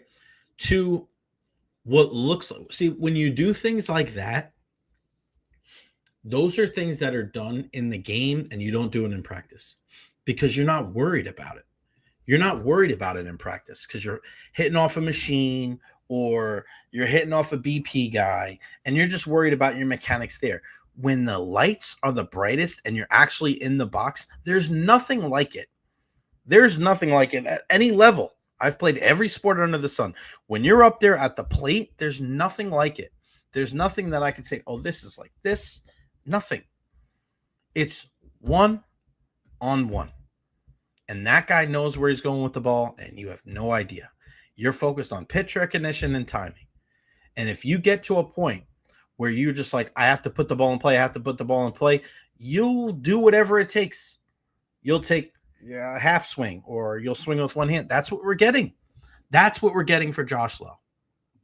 And we look back at the pitching the last couple of weeks, or a couple of weeks ago, right, about the bullpen. Nobody wants to hear about the pitching. Nobody when it comes to the Tampa Bay Rays. Okay, but let's look at my favorite two stats. Okay, when we look at the WHIP is 121, which is fourth. Okay, what's their ERA? 387, which is 14th. Okay, can we look at the relievers? ERA for the relievers, 393, which is good for 16th. WHIP, 128, which is 13th. That's not good enough. It's not good enough. And again, you look at what these guys have been able to do this year for this team. All right. Who has had a good year? Give me a guy that's had a good year for the Rays. Jonathan Aranda. Okay, he's another guy that has struggled mightily. He's 5 for his last 31 too. That All-Star game was the worst thing that could have happened to him. Junior, 26 home runs and 68 RBIs. Lau was good before he went down. Yandy Diaz has been much better. Jonathan Aranda, great. And then after, you look again, and oh yeah, Cam Meisner, who got sent down, 213. Taylor Walls, 218. Me, 226. Caballero, 227. Hassan Kim, 7 for 31. That's all we've seen. The guy's batted 226. I mean, I just don't get it. I don't get it when it comes to this Rays team. I don't. And we just sit here and it's carte blanche. They're good. Pepio 6-8 with a 3.42 ERA. Shane Baz is 8-7 with a 4.6 ERA. Taj Bradley 6-6 with a 4.6 ERA. Littell 8-8 with a 3.72 ERA. Like, I mean, pitching and defense is supposed to be the staple of this team. It's supposed to be this is what they're known for. This is their identity. It's not good. It's not good. How come, whose fault is it that Shane Baz and Taj Bradley aren't throwing the ball well? Is it just on them? I don't understand why we get to a point where it's like, yeah, we just, the Rays, if they do well, it's the manager's great, the pitching coach is great, this guy's great, everybody's great. When everything's bad, it's Stu doesn't sell money. I mean, Stu doesn't pay enough money. And look at what they do. They can't go up against the Yankees. No. These guys aren't good enough. The coaches haven't been good enough. Like, why they consistently get a pass? The players consistently get a pass. We want to blame everybody else. They need to do something because the Rays are just, it's exhausting. It's exhausting. Watch this team play with no fight whatsoever. And I'm being around the baseball sector a lot more. It's alarming to me how few people in the baseball world care about the Rays. I'm telling you, it's honest. People don't talk about the Rays. They just don't. They talk more about the Bucks. They talk more about the Lightning. They just don't. They're so ambivalent to it. There's such a And these are baseball people. I'll be hanging around baseball people. And listen, when I grew up in New York, you're around baseball people. The Yankees are on there watching the Yankees. You're not watching the Yankees. You're watching the Mets. You're a baseball person. I've been hanging out with baseball people all summer. The Rays aren't even a topic of discussion other than, they might sell the team. It's just people are so ambivalent. They've done such a poor job of really connecting with the baseball people in this area. It's crazy to me to think how poor it is. You have UT here. You have all of these different high school players that, the Kyle Tuckers of the world and Pete Alonso's of the world. And I don't get it. I don't get it. It's mind numbing. And I hope that if they do sell this team and they get this stadium on the Tampa Bay side, things change. But you're going to have to prove that it's going to be different, because I just don't see it. I don't. Breaking news out of the MLB, Cleveland Guardians closer Emmanuel Clase has been placed on non-disciplinary paid leave as part of MLB sports betting investigation. Sources tell Jeff Passan at ESPN. Clase is the second Guardians pitcher on leave tied to the investigation, joining right-hander Luis Ortiz. And Luis Ortiz, we saw some of the pitches that that he threw that apparently was, he bet that he was going to throw a ball in this. And Clase has not been, it sucks that we have to have this conversation. But Clase, you look at his numbers this year compared to last year, people were wondering, why doesn't he look the same? How come he's not the same guy as we saw last year? Because last year, we looked at a guy and we thought, man, this could be the best closer in all of baseball. Last year, he was 4-2. He was an all-star for the third straight season. He was 4-2 with a .61 ERA, with a whip of 0.659. Guys, I love my whip statistic. He was an all-star, third in the Cy Young voting, and 11th in the MVP voting. This year, he's 5-3 with a 3.23 ERA, with a whip of 1.225. He's given up twice as many runs this year as he did all of last season. And he's pitched in 48 games. How many innings? 47 innings this year compared to 74. It's just a different guy. And people were wondering, what's wrong? The velocity looks like it's there. This is a guy, again, fifth in the Rookie of the Year voting in 2021. And then in 22, 3, and 4, an all-star. And now his career is up in the air, being placed on non-disciplinary paid leave through August 31st. MLB just said in a statement. It is crazy. And that's why, this, when it comes to gambling, it is prevalent. It is everywhere. Everywhere. Some other news we're seeing from the NFL. Colorado coach Deion Sanders' medical team discovered a cancerous tumor on his bladder. It was successfully removed. Really, really good, man. Thank God to be able to see that. Also, this whole Christian Wilkins story. Have you heard this? This whole Christian Wilkins thing about him being let go for the Raiders for some inappropriate type of actions towards his teammate. And we saw the weird split at Raymond James, a couple of years ago. I remember I was there after Clemson won the national title. And Ian Rappaport, as Adam Schefter said it on Pat McAfee today, from speaking to people inside the locker room, they say that Christian Wilkins playfully went to kiss a teammate on the top of his head. They say that player took offense to it, and that's what everybody's been dancing around. What are we doing, bro? Why? Kissing a teammate on the top of their head? What is wrong with these people? I don't get it. I don't get it. Last thing on the Rays real quick before we get into my discussion about Hulk Hogan. For the Rays, you have your entire season in front of you. And I don't know what it is about Yankee Stadium, but there's something about Yankee Stadium at times brings out the best in the Tampa Bay Rays. And I'm telling you right now, if you don't want this team to sell some of their top players, and I'm talking about in the next 3 days, because the deadline's July 31st. It's coming up on Thursday.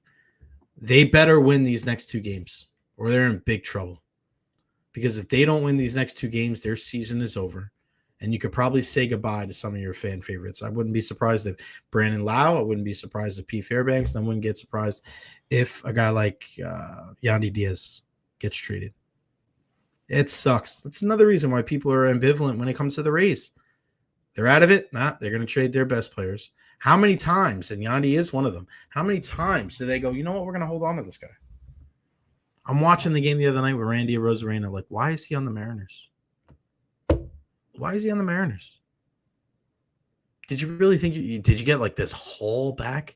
It's one thing if you have a big-time guy It's one thing if you're going to get a guy, and I get that, right? You have to trade this guy.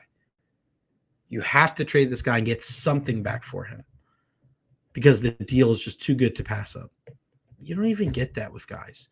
You get Isaac Paredes and you trade him for a guy like Christopher Morel. You get this when it comes to like Randy Rosarena. Like, you're telling me that this team wouldn't be better with Randy on it? I don't get this whole mode of operation when it comes to the Rays. It's hard to defend them. And then they do well, and it's just kind of like people put it back. People stuff it up to the side. They don't really want to talk about it. It's tired. It's tired. All right, I wanted to give my 2 cents on the whole Hulk Hogan situation here.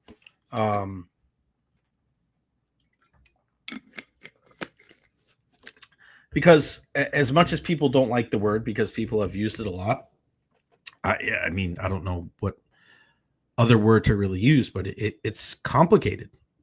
It's very complicated. And it's so crazy how I was reading the book by our good buddy Mark Ramadi from ESPN about the NWO and, Hulk being such a prevalent part of the New World Order with Kevin Nash and Scott Hall and 2 or 3 of those guys now no longer with us. But when it comes to Hulk Hogan, this was a guy that he was one of the biggest stars in the world. Like, you can't write the history of our country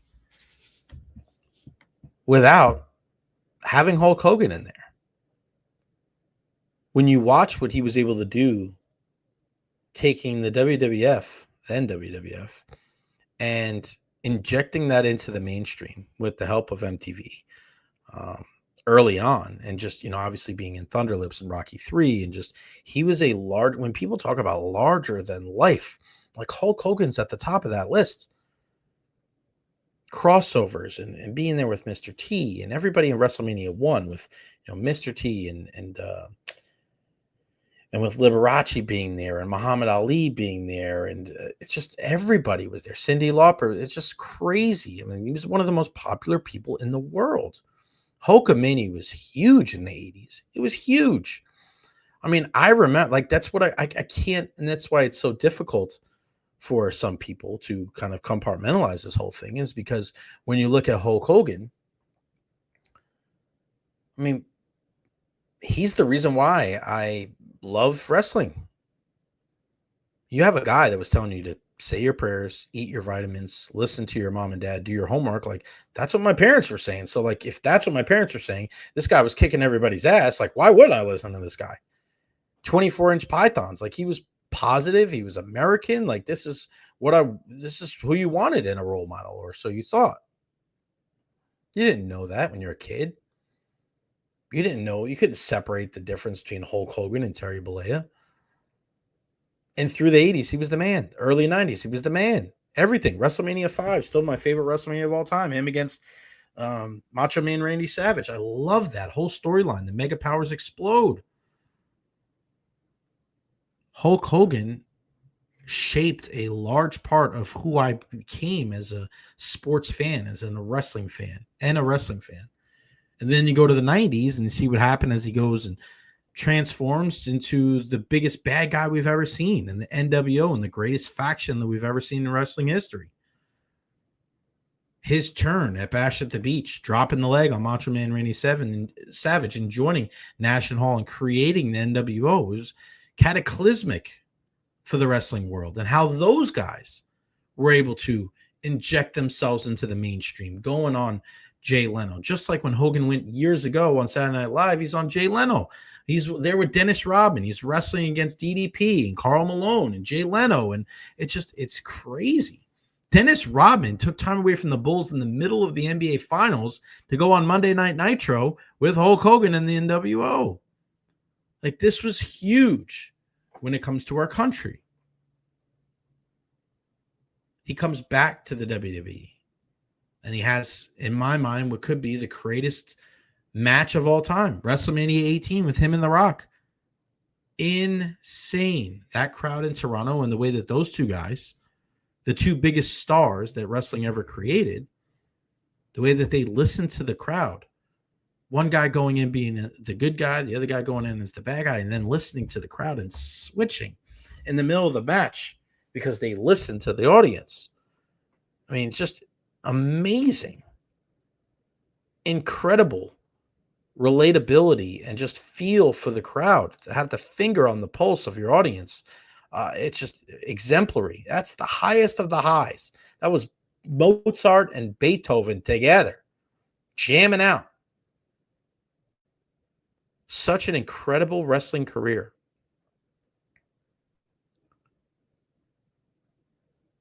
But that's not his whole legacy, unfortunately. His legacy is tainted because of what he has done in his personal life and the things that he said. And the racist comments that he made that aren't speculative, that aren't accusatory, they're facts. They happened. That's what he did. And if you have people in your life that are severely offended about what Hulk Hogan said, who in the hell are you to tell them that they're wrong? I'm not African American. But if one of my friends who is African American is offended by that, who am I to tell them that they're wrong? Now, there is a whole there is a whole part to this of you don't have to, but forgiving, because there are people that have forgiven him. A guy like Devon Dudley, I know, has come out, said his piece, but you look at a guy like Mark Henry, who was DJing a club, and he said, fuck Hulk Hogan. I try to lean on that side of forgiveness.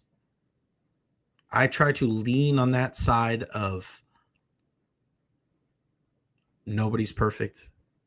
There's few things you can come back from.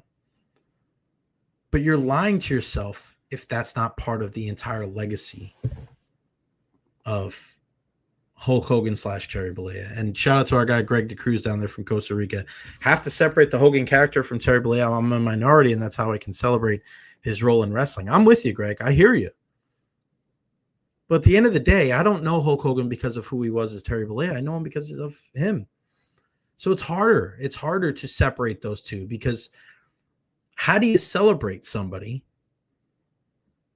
that can say things like that can act like that? It's not easy. It's very complicated. And I think people need to realize a situation like this, where everything in life is not so black and gray. I don't have any problems with people celebrating the memory of Hulk Hogan, the wrestler. I don't.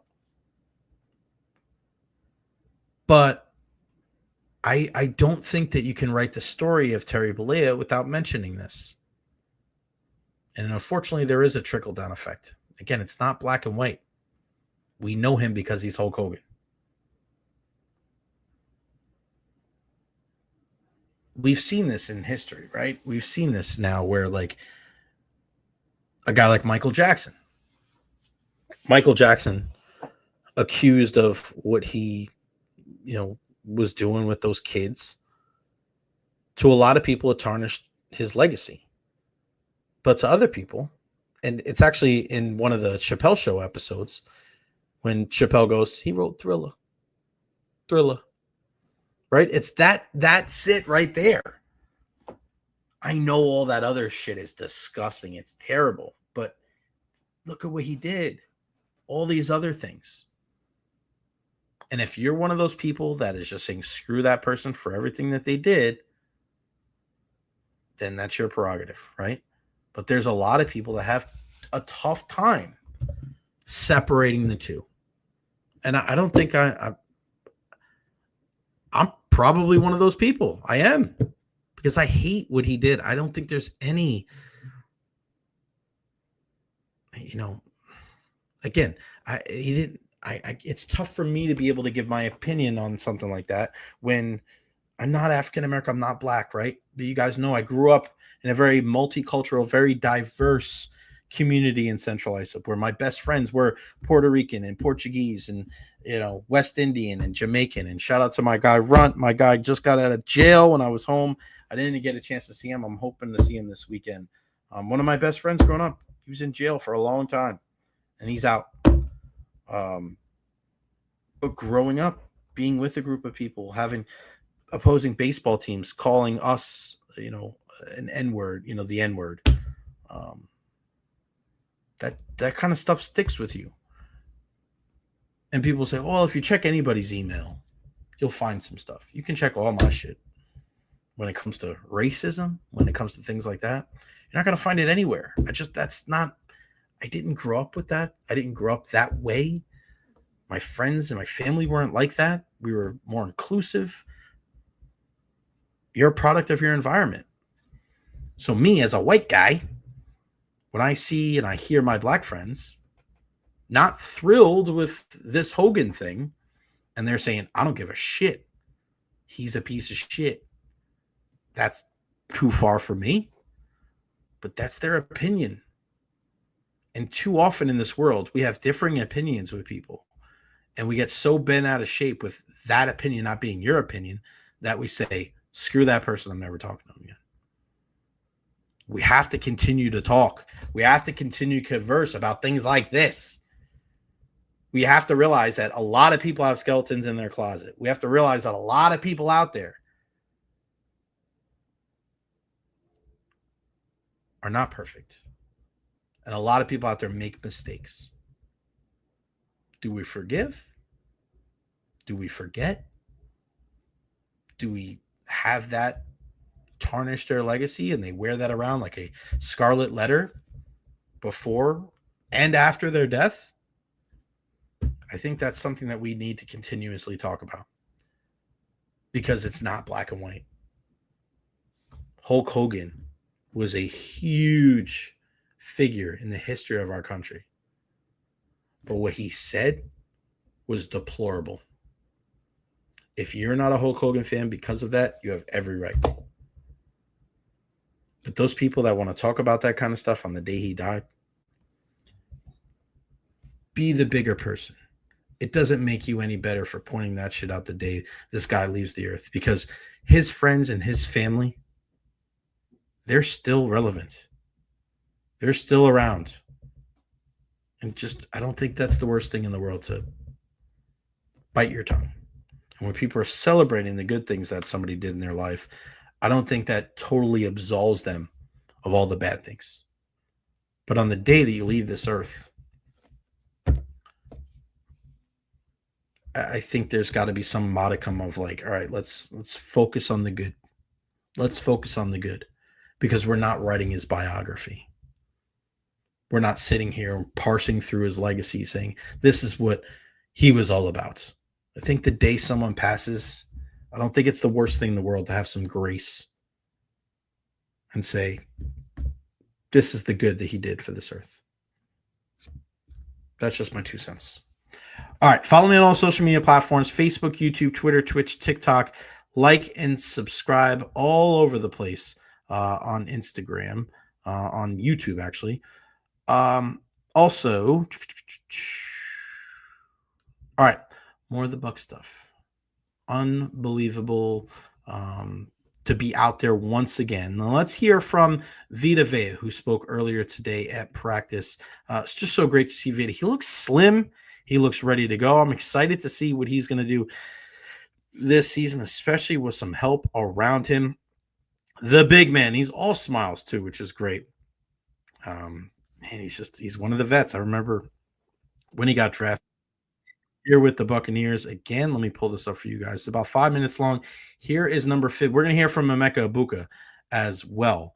But here is our guy. Let me make sure I bring it up here if you guys have it. So Vita Vea on a couple of different things today, including expectations for Kalijah Cansey, the leadership of Levante David, the improvement by Graham Barton, and a whole lot more. Here is Vita Vea from earlier today over at the Avon Hill Training Center at 1 Buccaneer Place.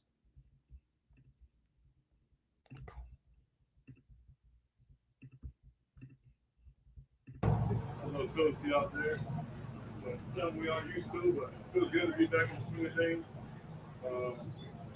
just happy to be back and make this thing roll. How was your off-season training going? How did you go? Pretty good, same as usual. Peter, you've been doing this for a while now. Just coming into training camp, does it feel any different? Is it the same? How do you feel? It's the same old, same old. It kind of feels like you want to say it gets a little easier, but it kind of doesn't. The game's definitely over the years slows down for you. Start to learn more and more. When you think you don't know, when you think you know everything, you actually don't. So you learn more every day. So just still trying to be a student of the game. Learn more as we go. Is there an example of a lesson that you've learned? There's a lot. I can't really pinpoint one. A lot of it is recall. You know, you try to focus on other things. A lot of times we focus on our position specifically. So over the years, once you get your assignment dialed in your head, you start to learn about what everybody else is doing on the field. And I think that helps out a lot too. You start to understand what the role of each play is and what we're trying to accomplish. This defense as a whole, what do you think are the most important things that have to change to get where you want to be as a defense? It's still early for us. You know, we got a lot of new additions, you know, with the rookies and stuff. So we've shown a lot of upside with them. So we still got, still working on the fundamentals of everything. But normal stuff of beginning back in with football and just some minor things we got this weekend. But overall, I think making stride in the right direction. What about your running mate, Elijah Kansas? What are you expecting from him this year? Expect big things from him. You know, he's shown a lot, especially from OTA, from mini camp to now. He's shown a lot of upside. You know, how he's playing, how much he's learned in the past couple years. So I'm excited to see what he does this year. I expect that's a big thing for him. You know, you've been teammates with Devontae Davis for a long time. What is it that you probably learned the most from him? His consistency. I think he's been, over the course of his career, I think he's been the most consistent linebacker at his position, year in and year out. I think he is undervalued by a lot of people, especially not over here. We know what he works over here, but I think that everybody else, they don't see what we see. But I think we're always happy to have him. He's been a great leader for us. His consistency, year in and year out, that's what I've learned from him. One of the things I want to On the other side of the ball, where do you see him? Brad Martin, his rookie year last year, he had a great rookie year especially for a rookie lineman coming in and taking the lead by storm. I think he showed a lot of upside last year, but nothing but it can't get any better from him or beyond that last year. I think I said that wrong, but I think he's shown a lot of upside since last year. He was going against him in practice, seeing the things that he's learned from last year to now, he's picking up things and making me have to switch up my game. Does he feel stronger with every runner? He's stronger. He knows how to use his tools more. His technique got better. So it's keeping me on my toes as well. So it's a good thing for it's been a good addition. Obviously Casey was a good coach for us, but some new for us. But you hate to see Casey go, but things happen, and it's just I feel like Charlie's been a first there for us. Now that he's here, learning more about the game, him and stuff, and giving us the freedom to go out there and stuff. Hey, you spend more time with Dominic Sue in the offseason, right? How did that go? Went pretty good. I didn't really go back to Portland, but Sue was out here for most of the time. Just still learning from him stuff. I was really tired. He's still having a lot of knowledge in the game of the years he's played. Anytime I have a question or something, or talk ball, or stuff outside the ball, he's doing good. He's a great mentor.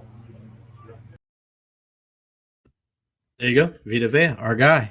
Just a guy, and you hear him mention Levante David, and when it comes to Levante, he was like, yeah, he gets a guy that kind of flies under the radar a little bit. Not here. And I wish like the teams would recognize a little bit more. Like they say that they don't care, they say they don't pay attention, they don't recognize. Like we've been shouting guys like Levante David and Antoine Winfield Jr. from the mountaintops for like forever, right? So when people's like, oh, everybody disrespect, like we know, like as much as you guys can turn that stuff off, we're in there. We're in the fight. We're the ones that are shouting it out. Antoine Winfield Jr. getting hosed a couple of years ago from the All-Pro or the Pro Bowl. I forgot which one it was, but we were the ones that went on air and we were talking about it. So,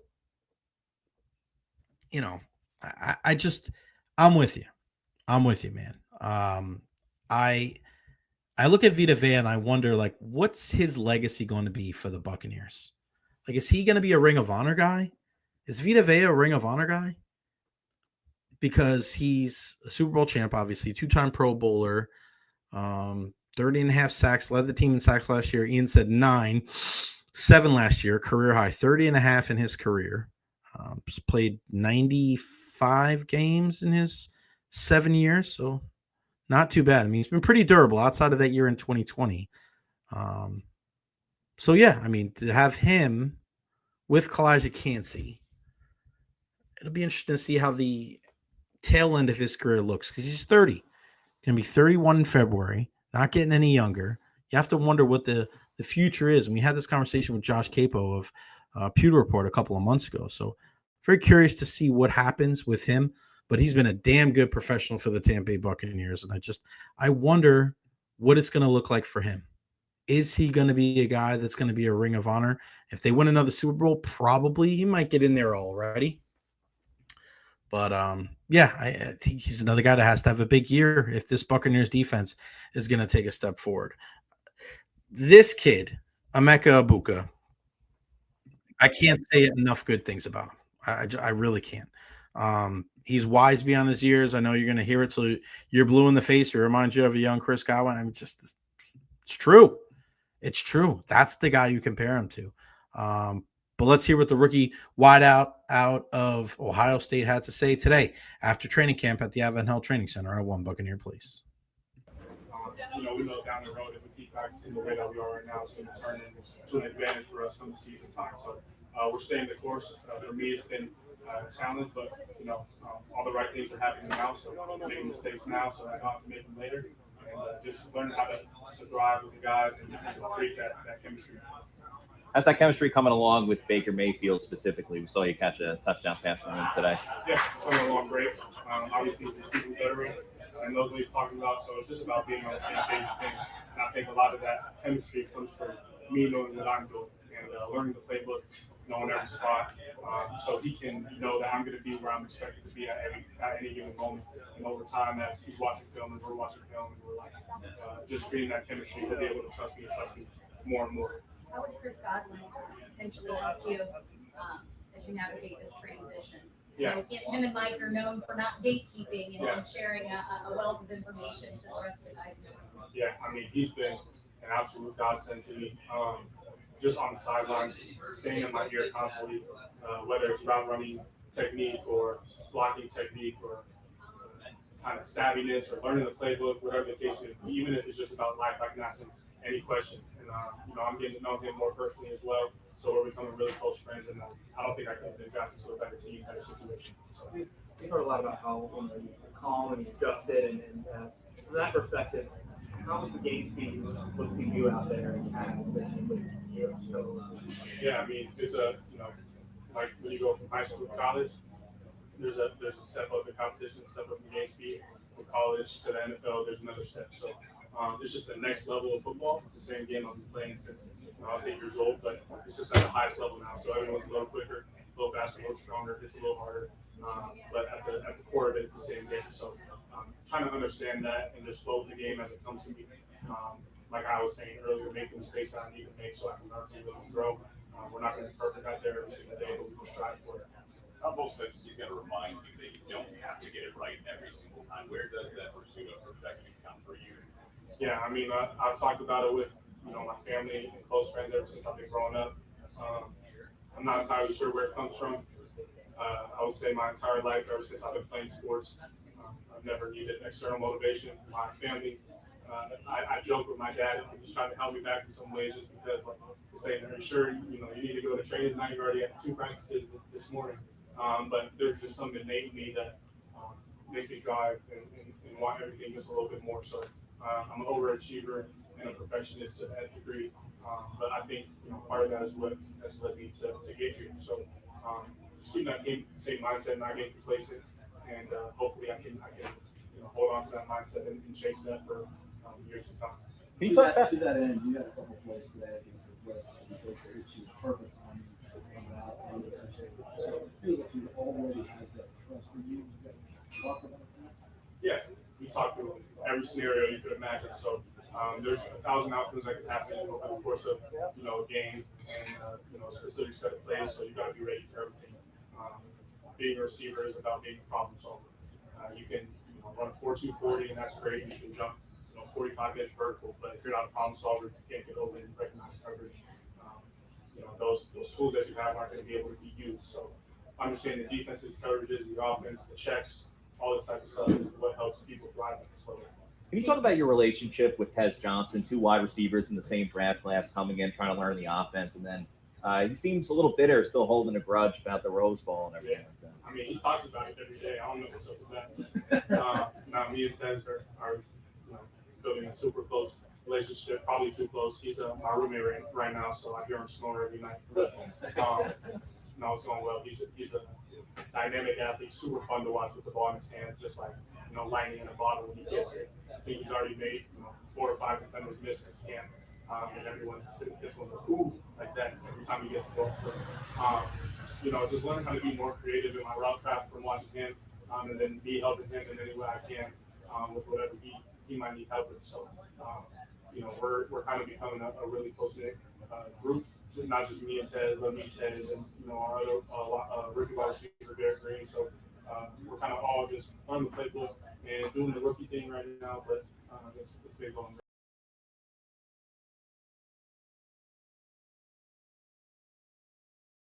And there you go, Emeka Egbuka speaking there at camp today about his relationship with Tez Johnson, also the leadership of Chris Godwin. And, you look at a guy like Emeka Egbuka, and I was very, I was in that group of, I was not thrilled with the draft selection. I thought that there was other spots that Jason Light could have looked at to try to improve this team, specifically on the defensive side of the ball. But, he addressed that after that pick. So early on, knowing that you have the ability to get a guy that's a game changer. You have the ability to go get a guy that is a leader, a captain. He's got that captain material. A guy came up to us when we were sitting at camp today, and he was talking to T-Kraz, and he was talking about his son. His son was there, and I think his son was like 6 years old. And Tom asked him, like, who's your favorite player? And the kid said, Mike Evans. And the dad made a remark that, how lucky are we to have a guy in the Tampa Bay area like Mike Evans? Notice how he didn't say player. He said guy. That's a big deal, man. It is. It just is. And when you have those guys, you don't ever want to be the reason to get off the highway, right? We always say that when it comes to topic formation, when it comes to radios or podcasts. Don't ever give your listeners a reason to get off the highway. And when you have a guy like Mike Evans, not only do you support him because of how good of a player he is, because the team is good, but also because of the human being he is, the Mike Evans Foundation, and what he's been able to do over the years, and re-signing here, and just the way he goes about his business as a loving father and a husband. Like, you want to root for guys like that. And we've been so fortunate in the last 10, 15 years. And I'm not saying they didn't have it before then, but just looking at the last 10 to 15 years to have the Mike Evans and Levante Davids and the Steven Stamkoses and Victor Hedmans of the world, right? Like, we're very, very fortunate to have those guys here. But I think Emeka Egbuka, when you talk about guys like that could be that one day, I think he is like that. And as much as we talk about he reminds you of Chris Godwin because he plays in the slot or because he's got good hands or he's got underrated speed. The thing that really reminds me of Chris Godwin is the maturity level, is the young man that is wise beyond his years. And you're not really worried about, all right, we got a couple of weeks before this. And, is he going to stay on the straight and narrow? Is he going to be able to behave when he's got, a lot of time on his hands? Like, you're not worried about that when it comes to a guy like Emeka Egbuka. So to be able to see him out there with the team and to be able to watch him do his thing and to listen to him speak today, like, it just makes me feel, even though I didn't like it, listen, Jason Light, listen, you're the great GM for a reason. And I think it just makes a lot of sense now. And it worked out. And don't tell me that they had no idea about what was going on with the Chris Godwin injury either, because they certainly did. All right, last thing. Some of our quick hits. Deion Sanders news conference today. He mentioned about having cancer removed, which is so great. So we just really hope that it's just, something that he can put behind him and go from there. Just very scary to be able to hear that. Let's see. So this is from ESPN. University of Colorado football coach Deion Sanders announced Monday that he had undergone surgery to remove his bladder after doctors discovered a tumor there. Since the surgery, no traces of cancer. Is going to continue to coach this season. So that's really, really great to hear from Deion. Some of the other things that went on over the weekend, we saw the three Lionesses, the English women's soccer team, win the Euros for the second straight time. Just absolute nerves of steel to be able to go up there and win once again. A dramatic comeback in the semifinals over Italy, and then to win after going down 1-0 to Spain, to score the equalizer, and then to win it in PKs. These women, they're on top of the world right now, and you just got to tip your hat. And listen, I've got English roots, and of course, the most soccer I watch is in the Premier League. And of course, our head coach now of our U.S. women's national team is from Great Britain. So when we can talk about the lovely Emma Hayes and what she's been able to do for us as the 10th full-time head coach in U.S. women's national team history, like, you kind of want to root for her, and you feel good for her roots as well. Also, from what we were able to see from some of the quick hits from over the weekend, just looking back at Bubba Wallace and his big win. I mean, what a huge victory for that young man, kind of out of the news, for a little while now, really struggling, but he ended a 100 race winless streak by winning the Brickyard. That's a huge win for him, making a significant milestone in his career. First black driver to win a major race at the Indianapolis Motor Speedway. You feel good for him. We remember a couple of years ago with the rope in the garage there, and it just seems like we haven't heard a lot of great things about him since then. But to be able to do this, I mean, this is history making. So for the great Bubba Wallace, congratulations, young man. That is a really, really incredible accomplishment and achievement. Nobody's ever going to be able to take that away from you. And then finally, looking back at the Baseball Hall of Fame class of 2025, some really, really good ones. Really, really good ones. And to see Ichiro cracking jokes, which was awesome. Again, one of the most insane things I've ever seen from a professional athlete. I saw Ichiro hit on 9 straight pitches, 9 home runs, 3 to left, 3 to center, and 3 to right. I just, to this day, I'm like in amazement. He was with the Yankees at the time. So it wasn't like he was in his prime with the Seattle Mariners. He was with the Yankees, and he was able to do that. Not the biggest guy in the world, but to hit 3 home runs to left, 3 home runs to center, 3 home runs to right. Wow. Took the world by storm with how good he was so early, and just didn't need much of a time to, I mean, think about it. He had 3,000 hits, and he started so late in his career.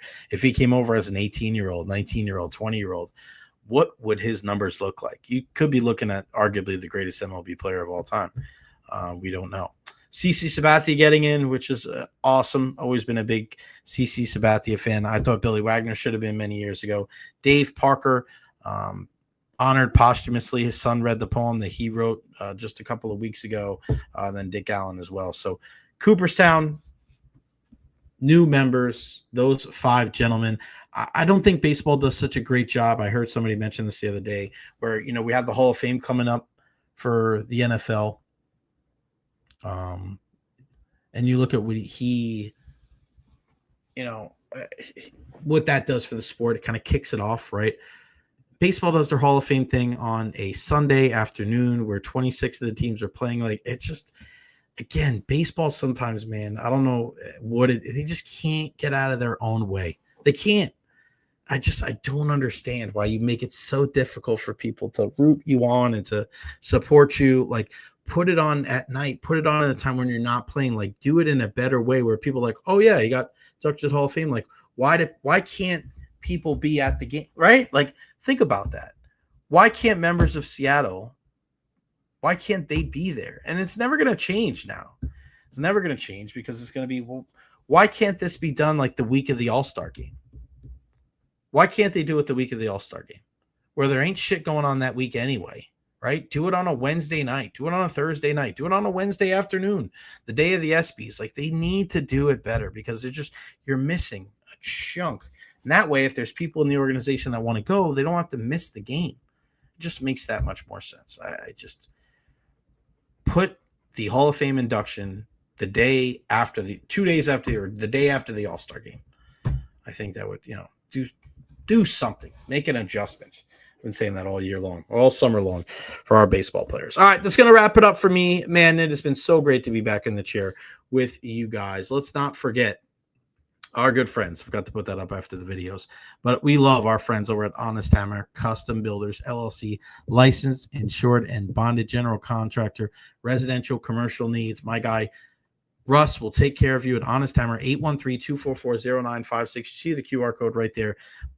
Go ahead, scan it. It says scan me on it. Scan it. And then go check them out. A big thank you to our good pal Ian Beckles for joining us on the program. A lot more irons in the fire this week. We're going to talk a ton of Buccaneer football out at training camp tomorrow night. It's going to be a night practice. So we'll try to get some guests tomorrow before everything that shakes down that way. Make sure you follow me on all social media platforms, Facebook, YouTube, Twitter, Twitch, TikTok. I am everywhere. Like and subscribe on YouTube. Let's get those subscribers up. Shout out to David Terry. And no, not you, Neil. Not great to have me back. I'm still mad at you and all your Arsenal loving buddies and Victor Gyökeres. I wanted him, but he wanted Arsenal, so I'm bitter about that. But should be fun. Me and the Clitheroe brothers, man. Day one of the Premier League, Man U and Arsenal. That should be fun. I love you all. Thank you so much for the love and support. Again, continue with the super chats. Every single little bit helps. We'll be back live tomorrow at noon right here on the Jay Recher podcast. We'll see you tomorrow. Peace out.